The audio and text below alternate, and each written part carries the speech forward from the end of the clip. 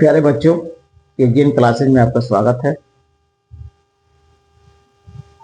आपने पिछले वीडियो में 3.5 चैप्टर के कुछ सवाल को हल देखे थे। अब इसका अगला क्वेश्चन देखें। कहता है कि एक राजमार्ग पर ए और दो बिंदु 100 मीटर की दूरी पर स्थित है। एक राजमार्ग पर दो बिंदु को इंडिकेट किया गया है जो कि 100 दोनों के बीच की दूरी कितनी है? 100 किलोमीटर। कहता है कि एक कार ए से तथा दूसरी कार बी से एक ही दिशा में चलते हैं, मैंने सेम डायरेक्शन में चल रहा है, तो 5 घंटे के बाद एक दूसरे से मिलते हैं। यदि एक दूसरे की ओर चले, मैंने दोनों ऑपोजिट डायरेक्शन में चले, तो वह जो 1 घंटे में मिलते हैं। तो कहता है कि इन दोनों कारों की चाल ज्ञात कीजिए।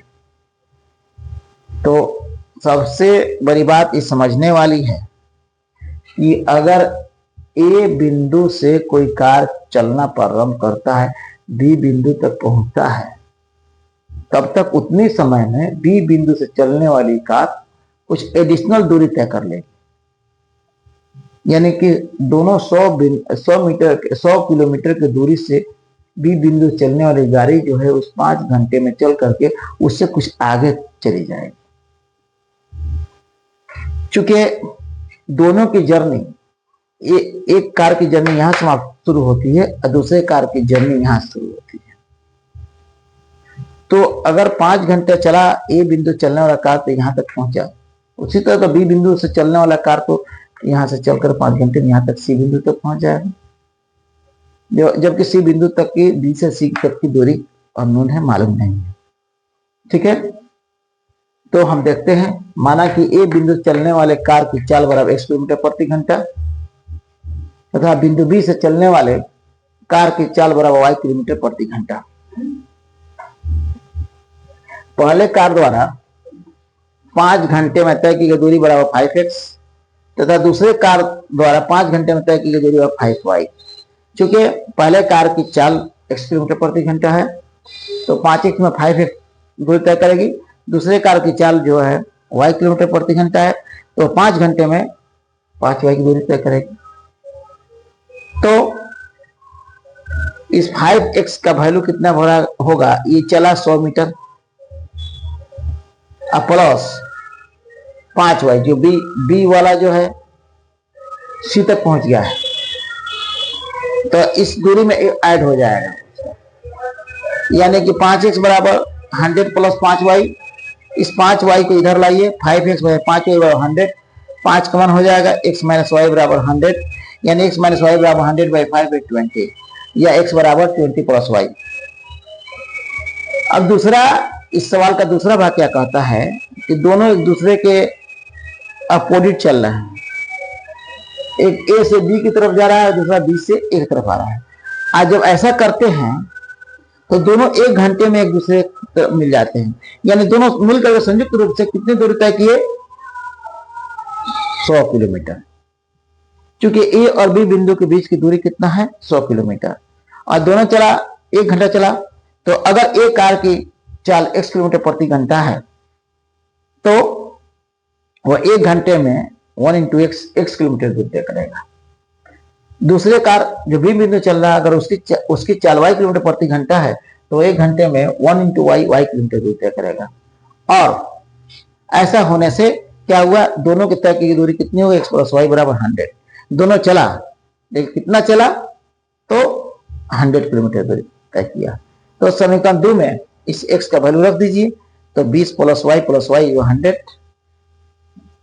या 2y बराबर 100 माइनस 20 80, या y बराबर 80/2 यानी 40 किलोमीटर प्रति घंटा।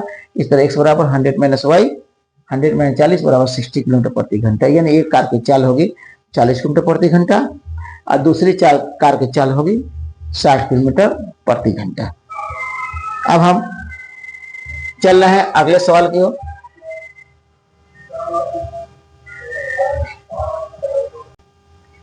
अब आप इस चैप्टर का अगला प्रश्न देखें, जो इस चैप्टर का अंतिम प्रश्न होगा। सवाल है कि एक आयत का क्षेत्रफल 9 वर्ग इकाई कम हो जाता है। इसका क्षेत्रफल क्या होता है कि 9 वर्ग इकाई कम हो जाता है। कब? उसकी लंबाई में 5 इकाई कम कर दी जाती है और उसकी चौड़ाई में 3 इकाई बढ़ा दी जाती है। फिर प्रश्न का दूसरा भाग क्या कहता है, यदि हम लंबाई को 3 इकाई और चौड़ाई को 2 इकाई बढ़ा देते हैं तो क्षेत्रफल जो है 67 इकाई बढ़ जाती है। तो आयत की विमाएं ज्ञात करें। विमाएं मतलब लंबाई और चौड़ाई। तो माना कि आयत की लंबाई x, चौड़ाई बराबर y, तो क्षेत्रफल बराबर लंबाई गुना चौड़ाई यानी xy। ठीक है। प्रश्न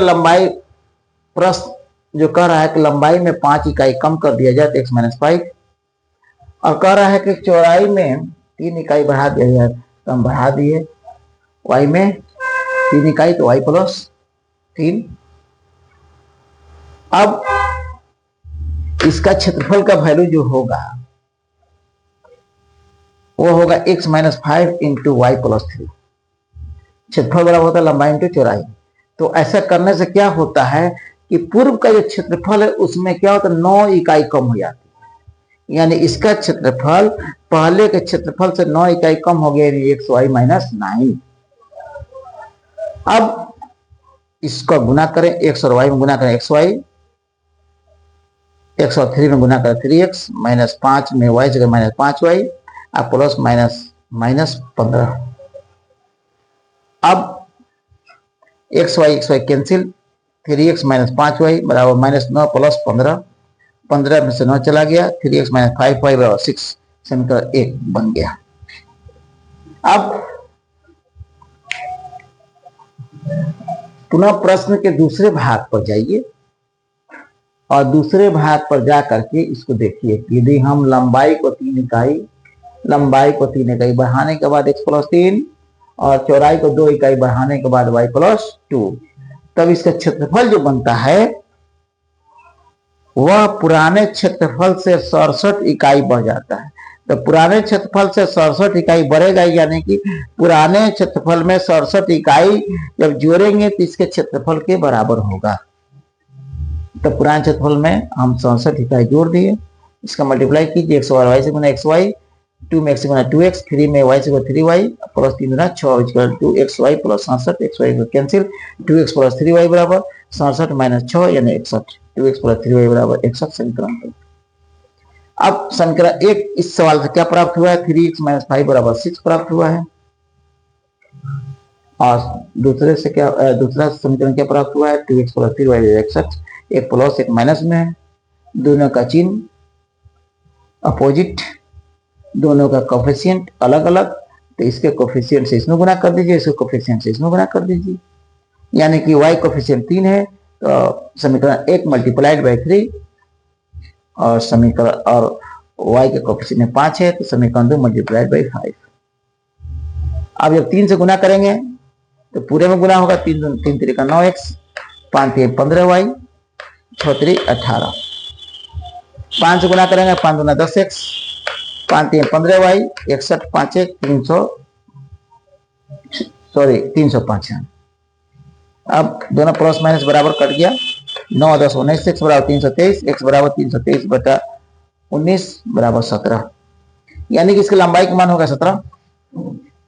अब क्या करेंगे, समीकरण x में x बराबर 17 रखने पर, यानी कि 3x कहाँ है, 3x 3 इंटू 17 माइनस 5 बराबर 6, 17 3 51 बराबर माइनस 5 बराबर 6, माइनस 5y बराबर 6 माइनस 51 या 5y बराबर minus 45, minus minus cancel, y बराबर 45 में 5, y बराबर 9 मीटर, यानी कि इस क्वेश्चन की भी मान प्राप्त हो गई।